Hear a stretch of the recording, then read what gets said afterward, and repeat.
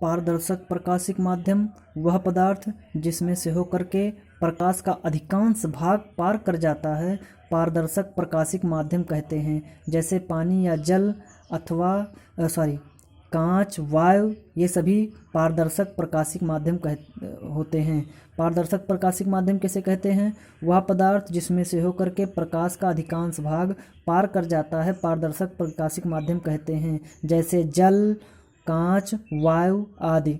पारभासक प्रकाशिक माध्यम किसे कहते हैं? वह पदार्थ जिसमें से होकर प्रकाश का कुछ ही भाग पार कर पाता है, पारभासक प्रकाशिक माध्यम कहते हैं। एक बार फिर से सुनिए, वह पदार्थ जिसमें से होकर प्रकाश का कुछ ही भाग पार कर पाता है, पारभासक प्रकाशिक माध्यम कहते हैं। जैसे घिसा हुआ कांच, तेल लगा हुआ कागज। अपारदर्शक प्रकाशिक माध्यम क्या होता है?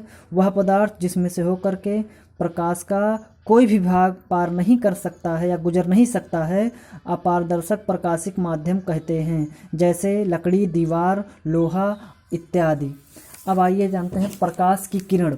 प्रकाश की किरण, प्रकाश एक बिंदु से दूसरे बिंदु तक जिस रेखीय मार्ग से होकर जाता है, प्रकाश की किरण कहते हैं। एक बार फिर से सुनिए, प्रकाश एक बिंदु से दूसरे बिंदु तक जिस रेखीय मार्ग से होकर जाता है, प्रकाश की किरण कहते हैं। इसे सामान्य तौर पर एरो से व्यक्त करते हैं। प्रकाश पुंज, बीम ऑफ लाइट।